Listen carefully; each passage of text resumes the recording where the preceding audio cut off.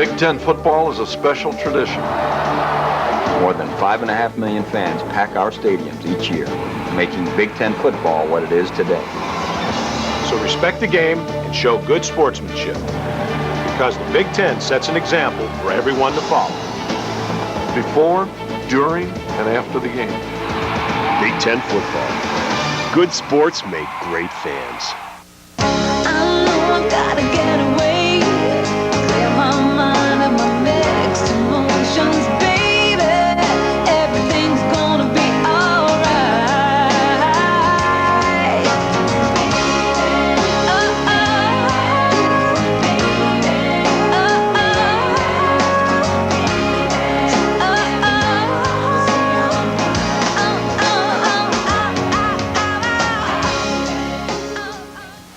You're watching college football on ABC Sports Championship Television. We are back in Happy Valley with Gary Daniels and Jack Root. I'm Brett Musburger. And the Pacific Life game summary backs up the 3-touchdown shutout right now. You can see how negative, Gary, the stats are for Wisconsin. Yeah, pick a column. I mean, if you're running for the Big Ten championship, you just got, 19 yards of rushing in the first half. You have a quarterback that's put 250 total yards on you. It's one of those nightmare scenarios if you're a visiting team like Wisconsin, and they get the ball here, and they have to put one on the board some way, somehow against this great defense.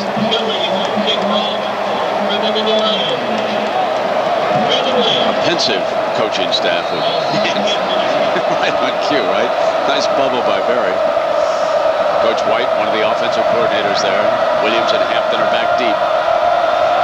The Badgers need something good to happen right away. Ethan Kilmer, who's been a terror on special teams, we'll see what he can do on this kickoff as Kelly takes it right to the goal line, and here comes Williams. Tried to get an alley, and he is forced out of bounds. Gary, I would think, and you certainly have been there on the field, I would think it would be hard for youngsters to think one touchdown at a time when you're down 21, not like professionals. Yeah, and it is the toughest part. You look at that scoreboard, you had so many dreams, Big Ten, we beat these guys, the last couple of years, and then nothing goes right, and you know that there's some mismatches out there that don't look good, so you just got to concentrate one play at a time, but you're looking at the coach and listening at the coach say, give me something. He might not be able to give him anything. Coach, give me something. First down at 10. Here's Calhoun. He was bottled up running the ball very effectively. And Jack, I know you spoke with Coach Alvarez. What do you have to say? One of the situations that he was extremely upset about, not the lack of production running-wise, but passing-wise. He said, Jack, I've got to figure out a way to give John Stocco more time in the pocket. He said, if we can just get like one more second, maybe he can make it work. But right now, he's really frustrated. 91 has been virtually unblockable, and Matt Rice, number 55, has played pretty well. Paxson and Alford, the defensive tackles. It'll be third down and long.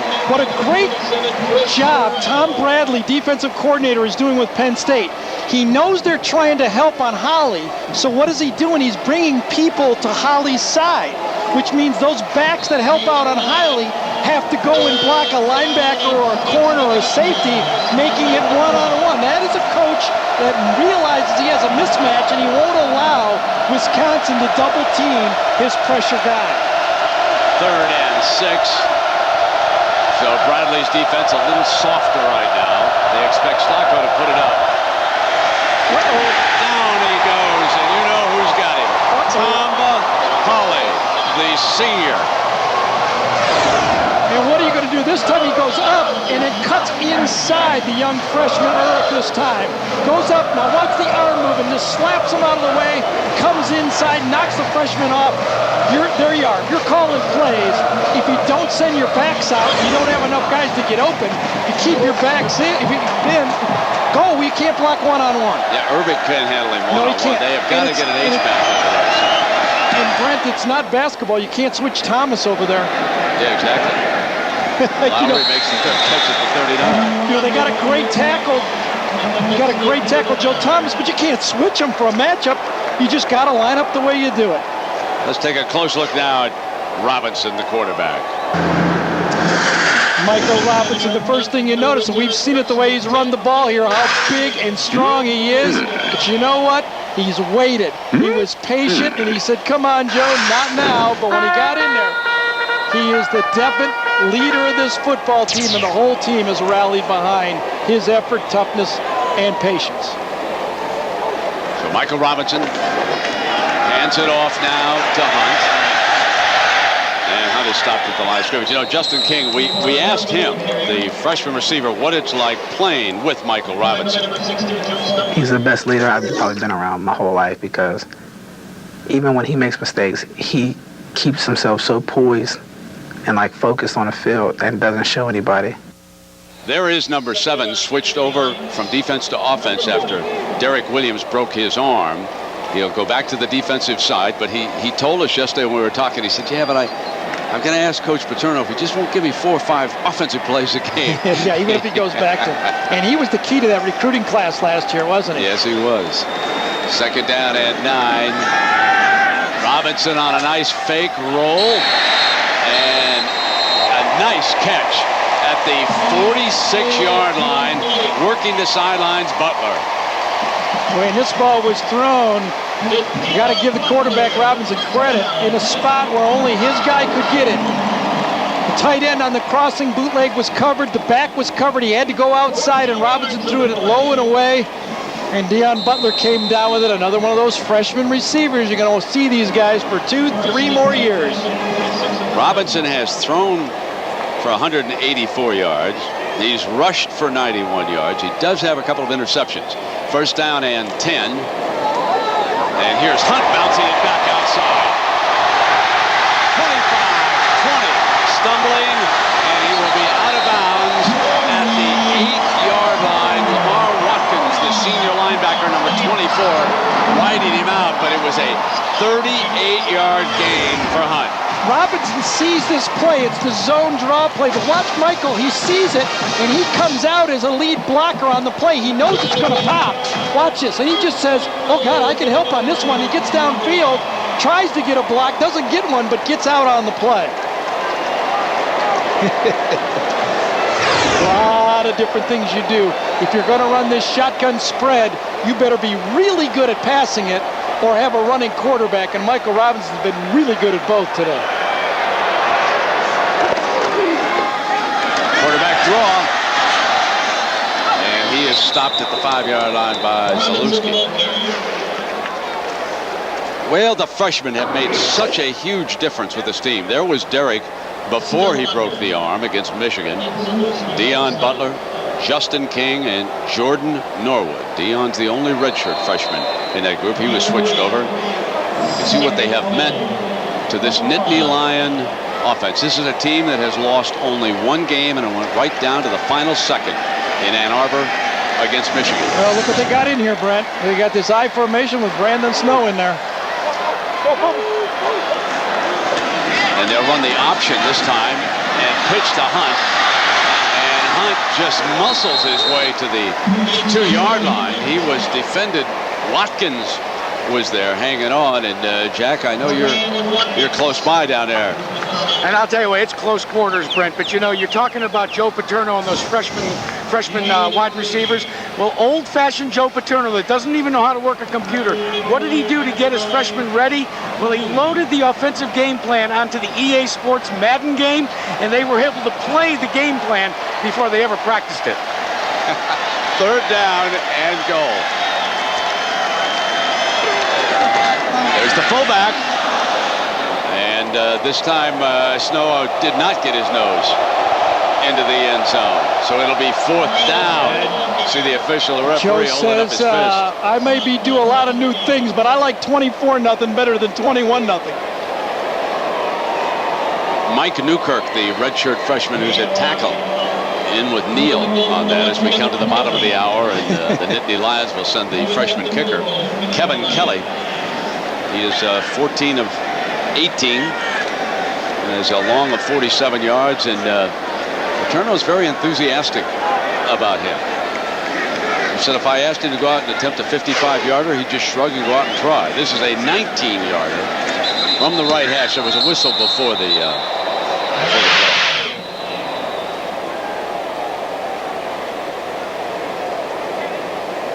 It's like delay a game, didn't it?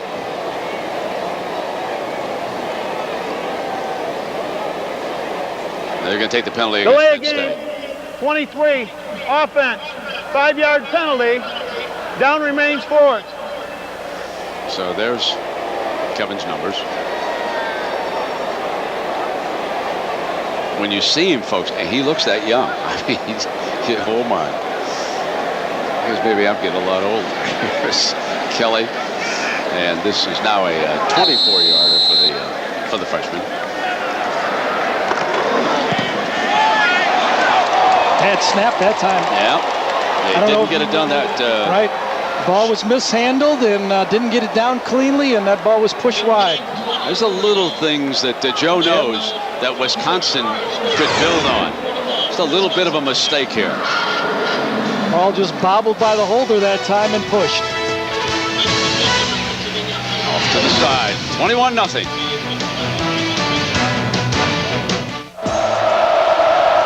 John Stocco and the Badgers coming out from their own 20-yard line. Looking downfield, couldn't find anybody open. And it will be 2nd down and 10. You know, Paul, well, I'm not sure how you pronounce it. Jackaroo asked the Penn State linebacker, how do you pronounce your name, Paul? Kozluzny, that's real common. People use that a lot. And then when I was younger, I mean, it was ridiculous. Like, it's not, you know, I know it's difficult. I don't think it's that bad, though. You know, and the correct pronunciation is Kozluzny. Well, let's spell it right. Where's the other Z, Paul? Okay, Paul Kozluzny. He's just a terrific linebacker. First player in history to win the Big Ten Player of the Week award 3 consecutive times. Tamba Hali, a huge candidate for that award in this game. And he's doubled this time. Stocco gets to the middle and it's dropped at the 40-yard line. Lowry with coverage that time. And Brandon White, the intended target. Let's check in with Jack. Well, you're talking about Paul Kozluzny, and I just call him P Square, Brent, but he's, you know, one of those kids that the coaches and the fans and the fellow players like, but one of the summer jobs, the most unusual one I ever heard of, he was a Little League umpire, and he said the kids loved it. He told me, but Jack, you wouldn't believe the parents. They keep yelling, what do you know about baseball? You're a football player. They forgot that he lettered in baseball in high school. Exactly. 3rd down and 10. You can see Wisconsin is forced to keep an extra guy over here to this side. Stocco. So the Badgers going to talk about it, using one early here in the second half.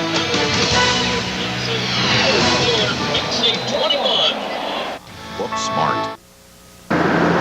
I think that the best thing about Coach Paterno is not necessarily the lessons he teaches us on the football field, but really the lessons he teaches us about life. And you hear that echoed over and over by the players who have come through this program through the years. They put Hali on the other side now. He's matched up against Joe Thomas, the best offensive lineman for Wisconsin. Bull rushing him, setting the screen. Calhoun, daylight.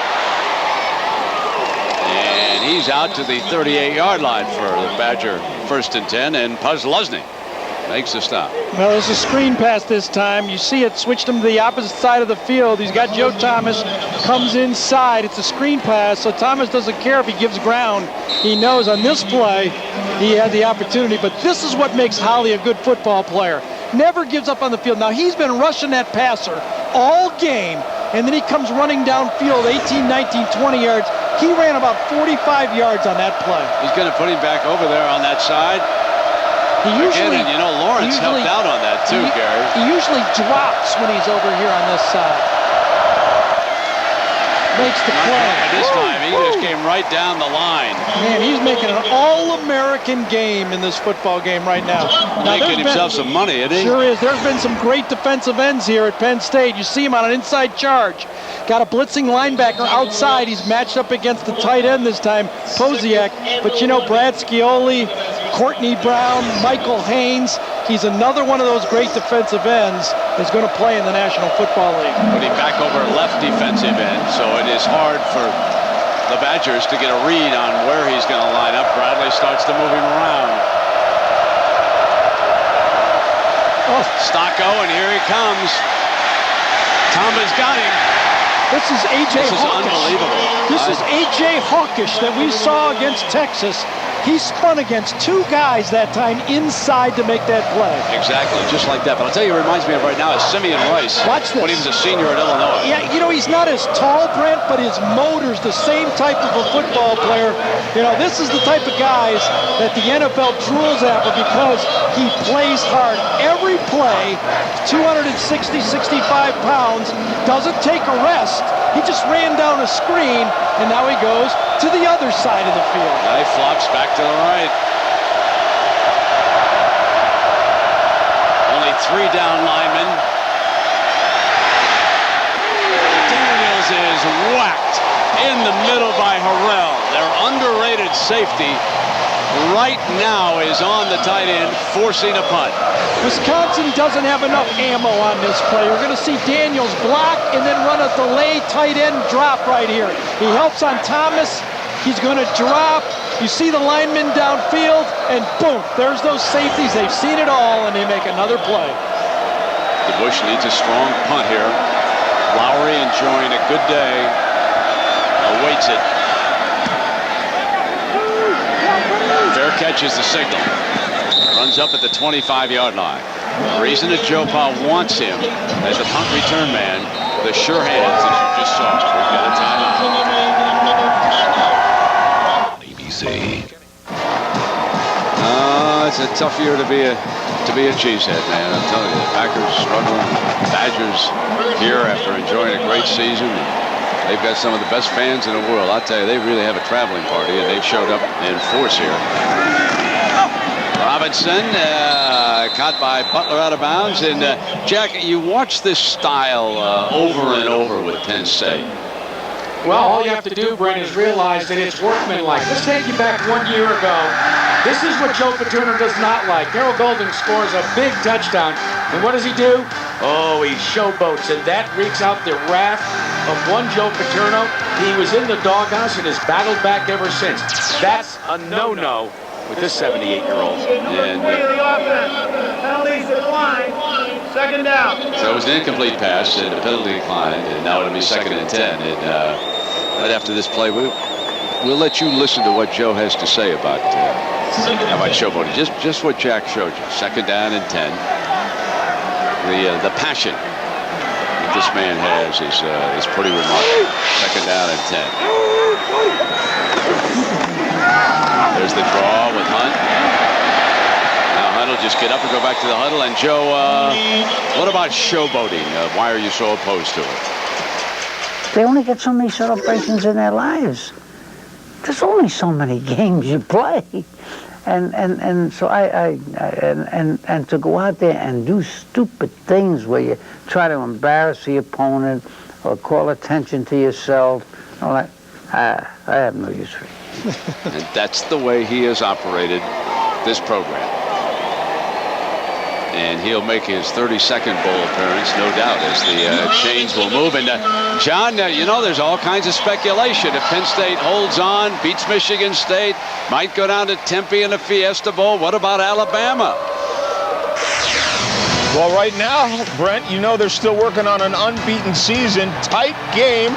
Just starts the second half in the fumble, and Matt Miller picks up the kickoff fumble, goes 15 yards for the touchdown. Then Michael Hennig is picked off by Rudy Griffin. He takes it 17 yards. Alabama doing it with special teams and defense. Brent. Yeah, and John, of course, if they win the SEC championship game, they would stay right in Atlanta. The Nokia Sugar Bowl has been moved there from New Orleans because of the problems following Hurricane Katrina. So Alabama, would that be a situation as we remind you that the Tour Championship presented by Coca-Cola tomorrow 12 Eastern and the 1 Eastern, I guess, 10 a.m. Pacific. That's what I saw there with Bryant. 14 under. You saw that great, that was shades of Gary Danielson These guys outside are that good green, out of that sand, aren't they? 14 under. This guy's our guy. Look at that Tiger Woods. He hasn't hit it on the earth yet, and he's 10 under par. It's not bad, that fella. I know. Second down. Incomplete. Kilmer, the intended receiver, couldn't hang on. Good throw that time, Michael Robinson. But it all started with Michael Robinson. I think early in this game, Wisconsin tried to set up this game with their safeties up, and he burned them. And that's kind of changed the outlook for this Wisconsin defense, forced them to keep a safety back. And Michael Robinson, either with the pass or the run, has been just too much for the Wisconsin defense, let alone the Penn State defense. That's a whole different story. Now remember, the Badgers came in with the highest scoring offense in the Big Ten. They are being shut out, and they've been held to 121 total yards. And Robinson to Hunt on the screen pass, and that's well short of the first down also. Saunders, that very active will linebacker, making the stop, and the Nittany Lions will punt it. At the other side, Penn State, 381 total yards of offense. Well, Penn State still kind of, this seems like this half, they're just kind of going through the motions. We saw that happen last week against Purdue. They had that 16-point lead. They just don't seem to really be into this football game right now. 21-0. They botched the field goal, but they've been so dominant on defense. You just wonder if the Badgers can find any way to get a playoff there. Brandon Williams is dangerous, and he awaits this punt. And there's a whistle before the snap for Kapanos. So this will probably cost the Nittany Lions 5 yards here. Prior to the snap, number 35, false start, offense, 5-yard penalty, remains 4th down. Time permitting now, stay tuned for the Thrifty Carmelo postgame report with John, Craig, and Aaron. Highlights and analysis of all the games. And when you look at what Calhoun has done here today, Gary, he's rushed for 42, caught 5 passes for 43 more yards. So they really are having a good day against a very impressive running back for Wisconsin. It's a tough situation. They don't have time to throw, and they can't run. Been there. Boom. Beauty. Fair catch at the 18-yard line. Well, Gary, take a look at our Chrysler passing playbook. This is the first touchdown of the game, and this was the game plan. Here's the 2 safeties for Wisconsin right up here. So what does that mean? Nobody in the center of the field. There's one-on-one coverage to the outside, little play-action pass, both safeties caught up there, and you have an opportunity to throw the post, which is the play I liked going into this football game against this defense for Wisconsin, was the post pass, because they are so nosy with their safeties. You have an opportunity to make a play. Hali is at left defensive end. Base personnel with Harrell up near the line of scrimmage. Speaking of safeties peeking in, he's done it all day. Drops back, and they get up over the top of him, and that's Jonathan Orr's reception.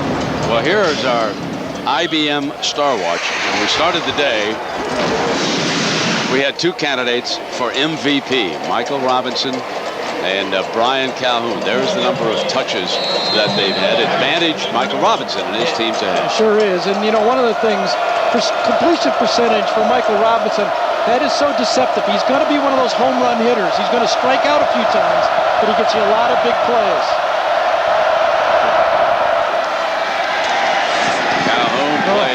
Just stretched to the other side and out of bounds. And Coach Bradley now using some backups. Matt Rice and Tim Shaw, who were there, but Gaines has come in at defensive end.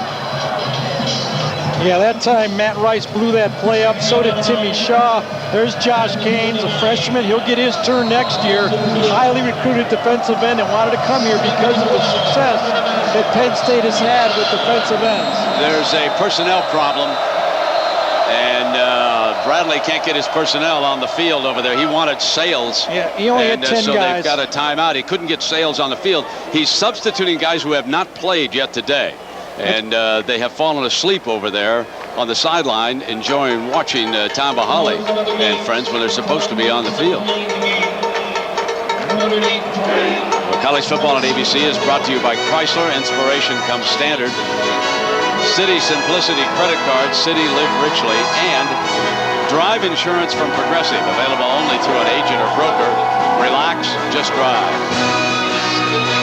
That is the most difficult thing for substitution patterns, is when you try to put people in the game and then you go nickel on top of substituting. There's confusion at any level, NFL, college, high school, and that time Penn State had 10 players out there and made a mistake. Well, our BCS standings will certainly tell you a story. Penn State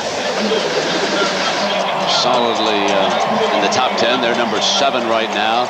Texas put on an impressive show by more than 60 points today, beating Baylor. Tonight, Virginia Tech on ESPN with the big one hosting Miami.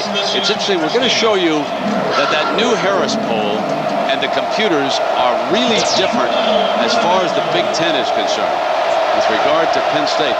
Kind of an interesting little bias we've noticed. We'll see what that means as time unfolds here. Second down. Sacco had a lot of time and threw low, and it's incomplete.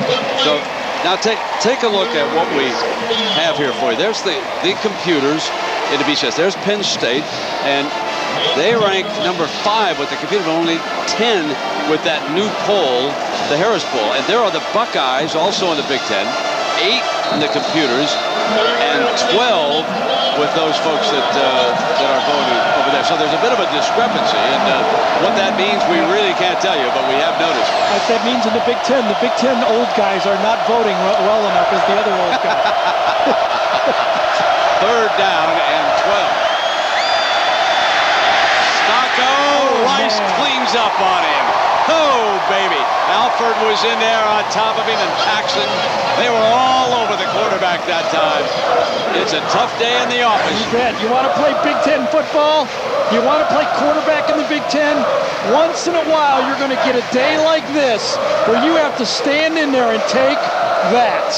Stocko has been hit all day, and you know what? Tamba Hali wasn't even in the game that time. 7 sacks for this Nittany Lion front. DeBush is back. Lowry will try to give him a lift. Down at the 35-yard line as the punt was well covered. Now, a reminder that tonight I talked about the big game between Miami and Virginia Tech, and then on Sunday night we've got the Eagles without Owens against the Redskins. Outstanding game in the NFC East. And then the big one Monday night on ABC. The Colts are unbeaten, but the bugaboo for Peyton Manning the last few years has been New England. Can he finally find an answer? Can he finally beat the New England Patriots? We shall see about that. But again tonight, 7:45 Eastern. Good football weekend begins at 7:45. First down and 10. Here is Hunt out to the 42. You know, Gary, we were talking coming over here to go back on a matchup between the Redskins and the Eagles, and we agree that Owens, if you're a quarterback, if you're Donovan McNabb, how badly do you feel about trying to play with somebody like that? Yeah, you don't. Not only as a quarterback do you have to put up with talk radio, you have to put up with your own guys. Looking at the rush yardage, you ever think a Wisconsin team would have something like that? It has been sacks, obviously, but even if you take the sacks and add it back in, it still isn't pretty. Second down from the shotgun. Robinson will keep it for a first down. Crosses midfield. He is a strong, powerful runner. Zalewski brings him down, and we check in with John Saunders in New York. Brent, with the singular All-America Player of the Week update, Vince Young having another terrific day, 16 of 27, 298 yards and a couple of touchdowns. Text the word VOTE to 87654 now on your singular phone for your ballot and a chance to win a trip to the national championship. Brent. John, he is the best football player in college football. Now, notice, folks, I did not say he's the Heisman Trophy winner. I said he's the best player in college football this year. He is unbelievable. They work the end around with Justin King with that speed. They get a couple of yards out of it, and Matthew Shaughnessy. No, wait a second. What's the determination for the Heisman? Is it the best football player? I don't know how they determine the Heisman. Okay, I I don't know how. You're not ready to declare. I'm not ready to declare. I think there's a lot of other, we got Matt Leinart, the defender. You got Reggie Bush at USC. I'm just telling you right now, the most powerful presence in football is down in Austin, Texas. I think for sure he's the most valuable football player in college football. There's no doubt about that. He is making that Texas team into something special. And Michael Robinson has convinced me today he's the most valuable player in the Big Ten. No question about that. As he pulls out, second down and 8, underthrows King, and Norwood was coming from the other side. He's not the most accurate passer. He is not pretty. He's not there. He really isn't there yet, but can you blame him? He's first year in this offense. I mean, this is a new offense for him, and his accuracy is not precision, but sometimes, what do you care? He's the John Daly of quarterbacks now. He hits it around, and he makes a lot of birdies. That's it. He's a big play guy. Yep, You're right. He is. You're right. He comes up with those birdies. Remember, before Michigan marched down the field to beat him, he took it down the field on that great drive against the Wolverines. I think that's the most impressive drive of the season this year. He did that at Michigan Stadium. And fires high again. He's just off the mark right now. So the third quarter, a little over half a minute left. And Penn State, the story as far as the Nittany Lions are concerned, win here today. They get next week off. Then they will close out at Michigan State. They would go to East Lansing. To guarantee themselves a BCS berth, they will have to win that game. There's still a little matter of the Buckeyes of Ohio State lurking in the neighborhood. Iowa got punched out today. Wisconsin's losing a big one. But the Nittany Lions, to ensure that BCS bid, need to win out. Bluffing, and this one will be down inside the 10, right at the 10-yard line. Down there. Good punt. And we check in with Jack. Well, Brett, I'm here in what has got to be the best student section in all of college football. It's a whiteout day, and it is pandemonium. In case you're not sure who I am, I'm the only one that didn't get the memo. I'm dressed all in black. And they've been a factor in this season right here, too. We mentioned that Ohio State game. Even the Ohio State players admitted that it was a factor in that football game. And they have turned up the level on the music in this ballpark. I mean, they drive it right now. First down and 10. Calhoun. Burrell is there. And then Buzz Lusney, number 31, cleans up. Sideline to sideline defense. They keep their shoulders square. Nobody falls down. Wisconsin's offensive line is not knocking people down. Nowhere to run the football. Final seconds in the line, and Winter got the upper hand in this one. 78 years old young. He's 79 next year. And he's closing in on a stranglehold on the Big Ten.